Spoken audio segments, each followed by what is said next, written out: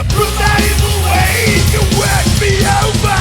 Once again, how dare you call yourself? Okay, welcome to the latest in our interviews of this Unleashed series. We are interviewing the bands that will be playing our flagship show, which is Pentrefest at McLeans at the end of February.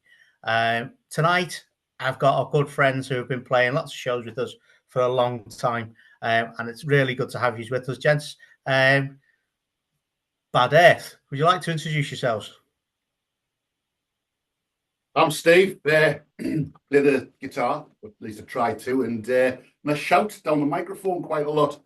I suppose you guess lead singer, I suppose, lead guitarist. I'm Ben. I play drums, and I'm trying to do the second part of the Beach Boys harmonies to Bad Earth on the vocals. I'm Carl, bass player, and do the growling. And you do it very well. Great. So it's good to have you with us tonight. Obviously, we've got quite a lot to talk about because you've got quite a rich history as a band. So, Geordie, would you like to tell us a little bit about your origins and a few of the band lineup changes and things like that, and how you've ended up with the lineup you've got now? Yeah, essentially, it started with the lad who was on the drums before Ben, Ren. We were in a covers band together, and well, it didn't sit well with Ren playing covers. Apparently, it's no part of his culture because he comes from Czech Republic, and they're very, bohemian over there, and they're very arty. So to kind of play other people's music, although it was kind of financially good, it didn't sit well with them. But there was some issues within the band as well, and for one reason or another, that kind of broke up. I got back in touch with Ren when after a while, and kind of said to him, "Look, really want to keep playing music. Why don't we just write our own music and go out there? And even if we play like sort of 4 or 5 gigs to 2 people, it's better knowing that you're playing your own material than basically covering somebody else's." So anyway, we worked at that, and we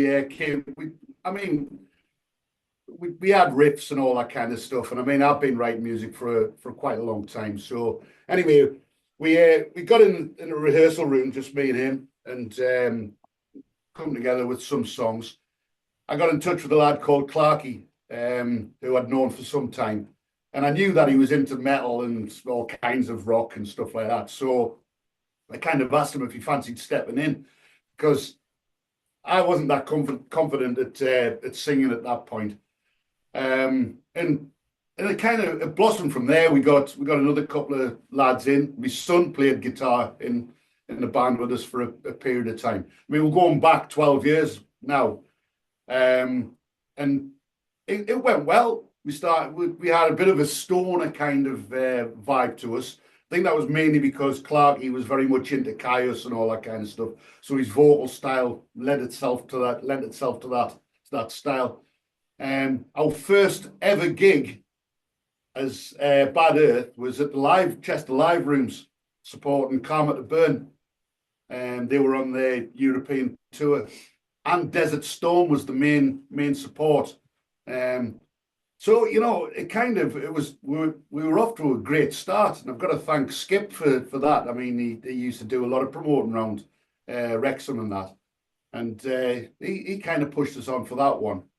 Anyway, things went on and on for a while, and a number of people dropped out of it. A number of people got sacked for various misdemeanors, and basically it ended up where it was just me and Red again. So we advertised, and we brought a lad called Rob in. That's Rob. We brought him in. He wasn't called Robin. And he fit the bill quite well, and he was with the band for a good few years. It must have been four years, and we were getting well into the traveling around and getting into the scene and stuff like that. Life got in the way of his endeavours, and basically kind of exited the band. I still don't quite know what happened, but I think he had issues, personal issues, that kind of the band became secondary or whatever, which is fair enough. And then we brought a lad called Tim, who later went on to play bass in Bob and Hitcher. But anyway, that didn't work out. COVID came, and Ren decided that he was going to go back to Czech Republic to live. And that threw me. I just didn't know what I was going to do. In fact, I thought the band was going to come to an end. And I was actually I think it was a Pentrefest. It was one of your events anyway, just as a spectator. And I came to watch Scars of Remembrance because we become friends with you, because we gigged a couple of times together. And then I was explaining to Ben that the band was pretty much coming to an end and didn't see any way to get round it. And to be honest with you, I didn't know if I could be asked to blooming well start fanning on with new people and all this kind of stuff. And, we weren't at a level where you could put a notice out and say, we're auditioning for the next blooming, I don't know, James Hetfield or whatever it is. And anyway, that's probably a good segue to bring Ben in, because I just said to him, look, I don't know what we're going to do. It's the end of the road. And he kind of said, well, he was willing to help out. So yeah, we've done a few gigs over the years with my last band, mine and Carl's last band, Scars of Remembrance. I got on well with Geordie and Ren. So we've had some drunken nights with them and some really good laughs with them. So it was in Pentrefest that Geordie came, watched us, actually made a nice review, and it was the first time we played without our front man there, Mike. We won't speak much about him, but we had our guitarist Harris on vocals. So it was a completely different element for Scars of Remembrance, and Geordie made a nice little post about it saying, I think that's your next route that you should go down. Never mind finding frontmen and all that. Harris is a good frontman, and he's done a really good job for you. So one of the best gigs we've done. Yeah, it was one of the best gigs we did, really, apart from Bloodstock. I won't talk about that. We're just talking with Geordie after a few beers, and he was saying about the band, and I was like, you shouldn't really give it up. I said, I don't mind helping you out. And this was in the February of 2020. So we all know what happened in March. We all got locked down, COVID. So Scars of Remembrance took a bit of a back seat. Few members, never really kept in touch, and they didn't really speak. Still to this day, don't really know what happened to them. So it's always been on the back burner, Scars of Remembrance. It's never really actually, we've finished Scars of Remembrance, because no one out the band has actually turned and said it's finished. So when Geordie was talking about Bad Earth, saying, do you want to come in and help? I was like, I do. I said, but I'm not being funny. I don't really get on with your bass player. He doesn't fit my style of drums. So Geordie was a bit apprehensive getting rid of his bass player, because his drummers just gone back to Czech Republic as well. So he didn't want to get rid of everyone. About a week later, he'd turn around and said, tell you what, the band's not going anywhere at the moment. It's COVID, can't do anything. Do what you got to do, and we'll see where it goes from there. So I asked Carl, said, do you want to come in and fill in on bass for Bad Earth? And he said, I'll give it a go. So when they started easing restrictions and lockdown a little bit, we got together, and it kind of just hit it straight off from then. So we only had 6 practices, and then we recorded our first ever live sessions as a 3-piece, and you can see how well we got on, how well we all jammed together. So it sort of just blossomed from there, really, didn't it? I think I'm still wearing the same clothes, to be honest with you. Well, I mean, I do remember the gig you're talking about, because if I remember rightly, hadn't Harris injured his ribs or something? Yeah, he cracked his ribs in work, so he couldn't really play guitar. So we said, well, you're gonna have to do something. So he grabbed the mic, and he to be honest with you, nailed it. Yeah, he did. To be fair, but we're not here to talk about Scars. We're here to talk about Bad Earth, so we're not gonna dwell on that too much. So obviously, with you then, Geordie, you've been like writing songs with Ren, and then you come with these two new guys. How's that changed your writing and your dynamic as you go on moving forward? Yeah, I think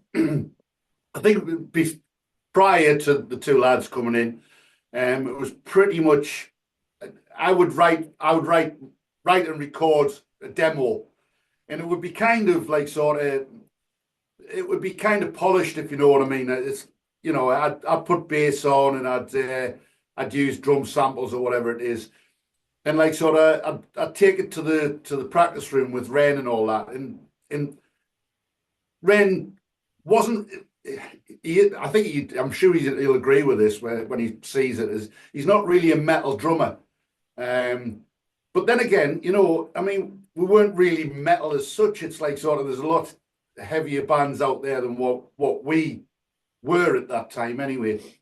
But you know, the style and all that just lent itself to like just me writing my own stuff and bringing it down and saying this is how it is. And of course, I was singing at this point, so all the songs kind of suited my vocal style and all that kind of stuff. In contrast, I think it shows as well in the new recordings, the new EP, and the new material. And we've got new material ready to come out as well. We just need to pull our fingers out on that. But it kind of, you know, with Scars of Remembrance, I know we don't want to talk too much about them, but you know, they were a metalcore band, and the style of drumming was very much more full on double bass drum. You know, the bass was. I mean, Carl's got a very groovy kind of way of playing, like, you know, but it was still a heavier kind of vibe to it, and it was a bit of a struggle for me at first because, you know, trying to match my style, which is, let's face it, it's classic rock, you know, trying to get that jammed together with your style was a bit of a challenge, but we did it. We managed to get through, and the older material that we had started to sound heavier, and you know, and I liked it. I thought, yeah, it sounds fresher. It's more in line with the kind of gigs that we were getting, and some of our like peer bands and all that kind of stuff, you know, so I just started to think to myself, well, I'll start writing some stuff that kind of suits that. But with the newest stuff, it's very much more of all of our own input. I mean, lyrically, I'm still writing the lyrics because I have to be able to sing them, sort of thing. But the two guys here, they're taking more ownership of the vocals and all that. Carl's bringing some lyrics into the fold as well. And what will happen is where I'll have like an idea for a song, I bring it in, I've maybe got a riff or two or something like that. I won't take it any further than that. Now I'll just say, right, well, I've got a riff, I've got some vocals or something like that, and then we kind of jam it through and it comes together. There's no point me writing demos now and bringing them in. What's the point of that? We're three musicians who are more than capable of writing heavy riffs and tunes. So I just say, bring the idea. And it's kind of made us better musicians coming into Bad Earth as well, because whereas our old previous band, I was just the drummer and all I had to concentrate was just bringing the metalcore drums. Same as Carl, just play the bass along to a riff. But here now, because there's only three of us, you haven't got the element of two extra members, which you're fighting over who's the superior guy and all that. We're starting to put in more vocals and stuff like that. So we're doing stuff that we never used to do in previous bands. So I'm feeling it's making us better musicians. I'm not saying I'm a good vocalist, but I like the idea of having that different element in a band. We're only a three-piece, but we're three different style of vocalists as well. So it gives our band, when people are looking at it, going, well, to be honest with you, there's only three of them, but everyone's doing their own thing, and they bring their own sort of thing to the live performance, which is pretty good. So I think it's coming nicely. Just to add to that comment, you know, it's such a relief for me now to be able to come in and like you know, it's not all about me having to do all of the vocals all of the time, where I very much was that before. You know, Ren wasn't that comfortable with doing any kind of vocals. I mean, I guess the language, it wasn't his first language. So maybe that was a bit of a confidence thing for him. But, you know, and as for the other two bass players that we had, well, they used to step up to the microphone, but I don't think they actually spoke into it. I think there was a bit of miming going on, like. But you know, it's kind of, for me, it's such a great thing to be able to step back from the mic and actually see what's going on, because it's a weird thing. You get up playing the guitar. Yeah, you get up and you play, and sometimes you don't. It's over before you even know what's happened. You know, because you're that focused on playing the guitar and not screwing it up, or not screwing the vocals up and all that. And you know, 9 times out of 10 when you're playing a half an hour set, it's gone like that. And now I get the chance to step back and look out and kind of be engaged with the audience a bit more. And I think that's another thing that we've kind of developed a lot. Or getting in. I mean, I've always been quite insulting towards the audience, quite brutal sometimes. But some of the audience. Yeah, but you know, it's all in good fun, isn't it? Like, until somebody's waiting for us outside when we're loading the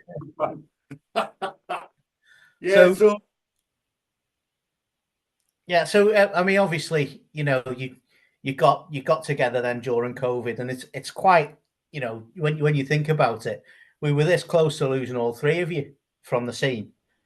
You know, in 2020, you know, basically Bad Earth was nearly gone. Scars are gone. I mean, now you look at the three of you, you're very prominent members of the North Wales scene.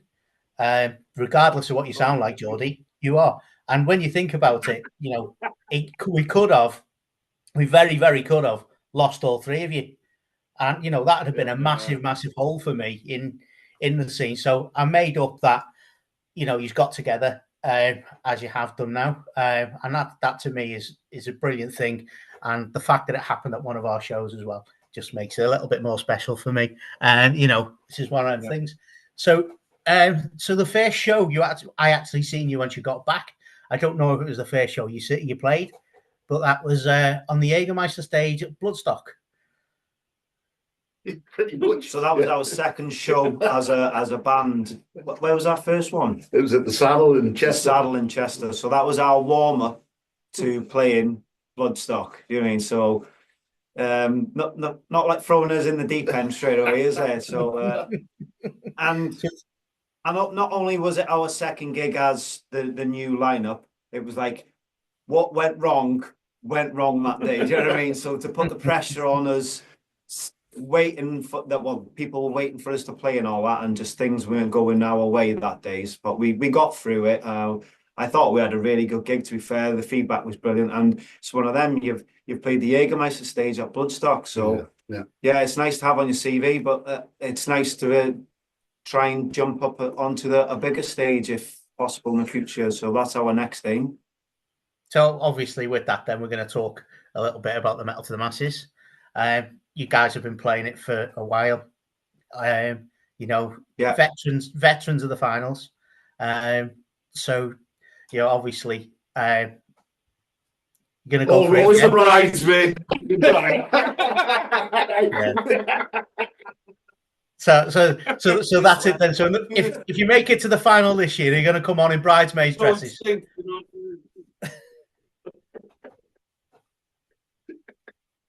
So, what have you got anything special planned? Are you going to get a lot of new music and things like that for this year's Metal to the Masses? Well, we've got 2 new ones ready to go. As I say, we've trialed them live, and just need a bit of a polish. And we were quite happy how they went with me in the last gig. So a little bit of tweaking here and there. So we didn't want to just some lyrics. Yeah, but we didn't want to go straight into Metal to the Masses with brand new songs that, you know, haven't played live. So just kind of sneaking them in the set here and there just to make sure we can come and play for you and absolutely smash it, hopefully. Yeah, definitely. So the new stuff, is it ready to be recorded, and is it going to be released in an album prior to Pentrefest, or are we looking at a little bit after? Well, it's one of them. We would love to do an album, but it's finding the money to do it and all that. So everything that we do is DIY. So it makes sense for us to just like we spent a long time trying to get our EP Rockcore out. We got that out. We had a lot of issues with that, but we just feel at the moment just try and just do a few songs here and then, just releasing like little EPs for now.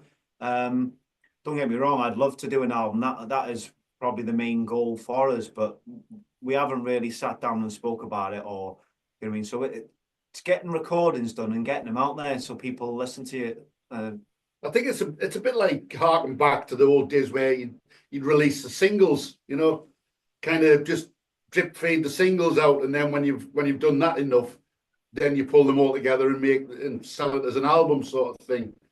I don't know. It's difficult, isn't it? Well, kind of. Well, every time, excuse me, every time we think we've got well, we're quiet now on the gigs. We've got a month now where we can knuckle down and we'll get set up in the studio to record, and then next thing you know, every weekend, you know. So it's time as well because we've all got families and stuff, isn't it? So yeah, so that gets a bit. We took December off. We normally don't do much around December or January. And then the likes of February, we were like, well, we got Pentrefest the end of Feb. So we got this little block of not doing anything. Let's start hammering new songs out, get recording and all that. And then other things take place. I mean, more gigs have come along. So we're like, oh, we need to do that. And then with Pentrefest coming up as well, we're doing 2 sets now. So we're going to we've been working on something special. Working on a new set for Pentrefest. You mean just to give something a little bit different to what we normally do. So them things take time. You mean we live 45 minutes away from the Bad Earth HQ, so trying to get here, you mean every week it's quite difficult, especially with families and work commitments and all that. So when we do come here, we have only got a limited bit of time to do stuff. I mean, I'm amazed at how the likes of, I mean, we're good friends with like Sinkalima, Stoff, and Josh, and I can't believe how kind of prolific they are. They're just like sort of album after album. There's another bunch of lads. There's the Master Charger lads. I mean, they keep on coming out with albums, and I just think, you know, they're off to the studio all the time and they're recording these albums, and I just think I don't know. I just don't know how they managed to do it. Like, you know, I think with a lot of them as well, they've got the ease of location, whereas one of the problems we have in North Wales is everything's spread out miles away, whereas they're like cities, so they've got everything on the doorstep. So you know they're literally right next to each other, and like you say, you got 45-minute journey to get to HQ. So you know, I mean, I think that the distance does make it a little bit more difficult. Yeah. So you talked about that. Then it's been a little while since Rockcore's been released. How's that been received? And you know, are you still enjoying playing them tracks live? So yeah, we still play that Rockcore EP. We've got some new songs now that we add to the set. So it's pushed a lot of our older songs out. The likes of 120 and the 55 and Stone Cold Killer and that. But yeah, we still really like playing that Rockcore EP. It's getting harder to push it now because we don't really do a lot of socials. We're on Facebook, but other than that, we don't really push it that much. So getting hits on Spotify and stuff like that. We're not overly that bothered really because we don't push it enough. So but we've got CDs that we have on our merch stand, so we still like to sell them, get CDs out and all that. So yeah, we'll try and get a new CD out, I think, soon with some new stuff. Yeah, the stuff about the older stuff that we had.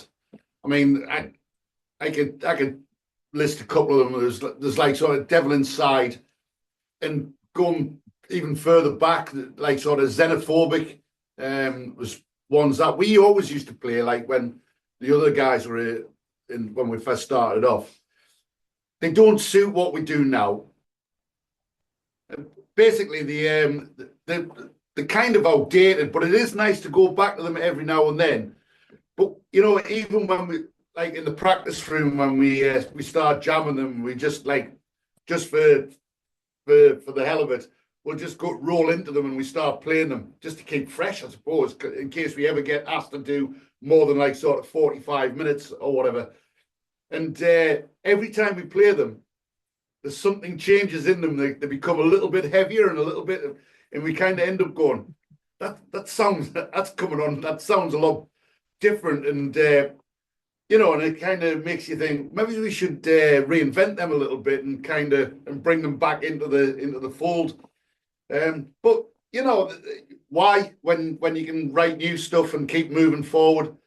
You know, we've been playing them songs for like sort of over 10 years, so it's about time we kind of had a new catalogue of material.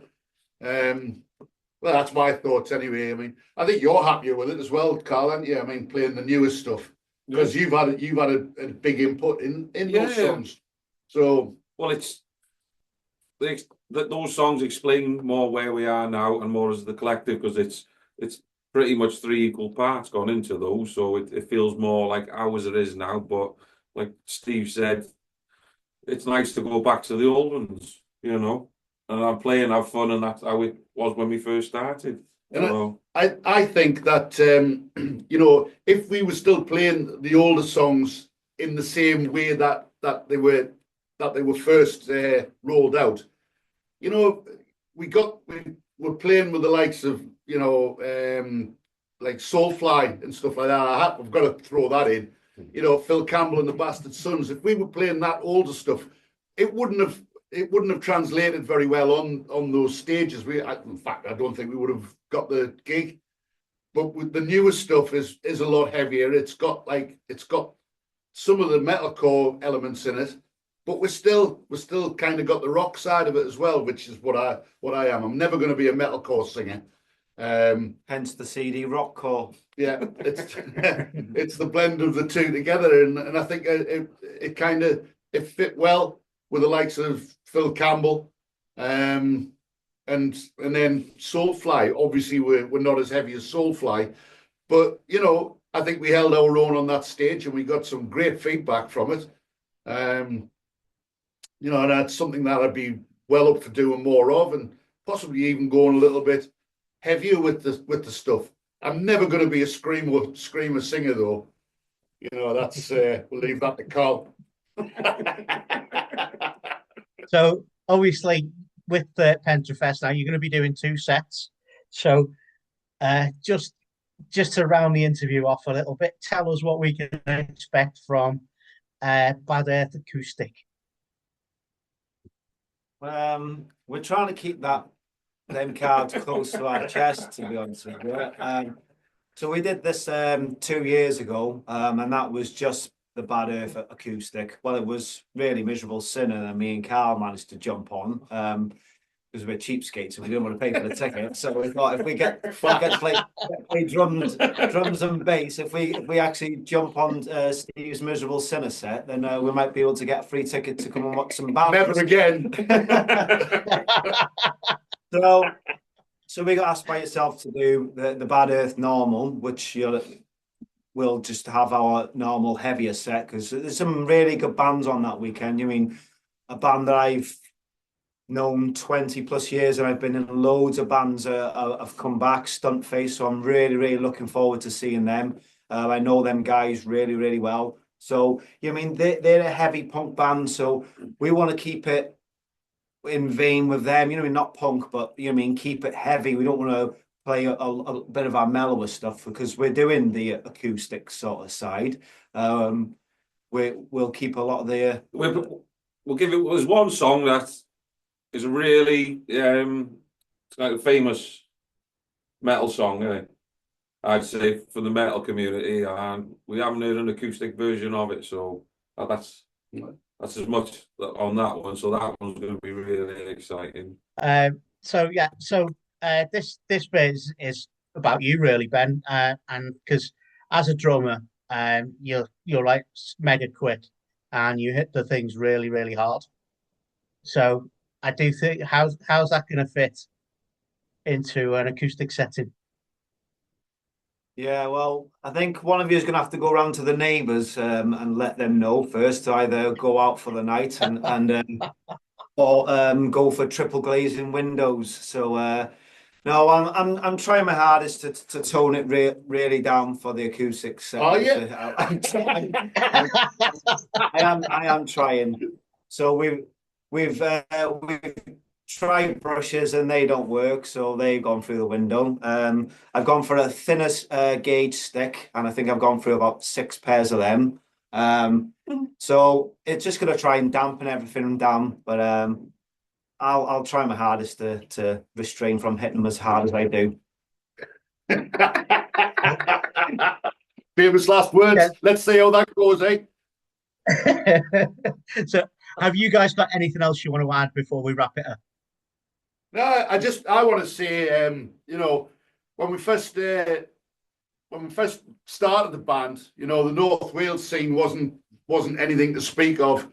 I'd met Fuzzy a few times playing. I think it was through at Bodhaven Farm, through at Llandudno. It was, you know, it was a hard scene to get involved in and all that kind of stuff. And I just want to say credit to yourselves, like for taking that on and actually developing it into something that's kind of really nice to be part of. So credit to you, well done. And Thank you. yeah, thanks for having us on and showing us the support.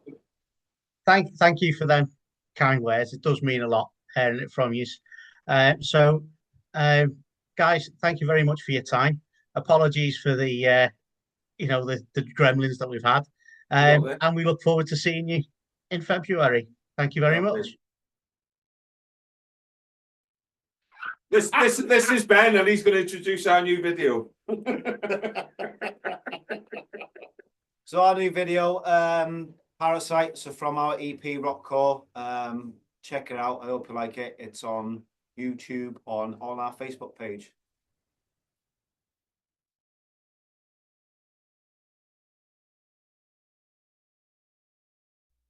Parasite, an organism that lives in or with another, taking life nutrients in order to grow and multiply, often in a state that eventually kills the host.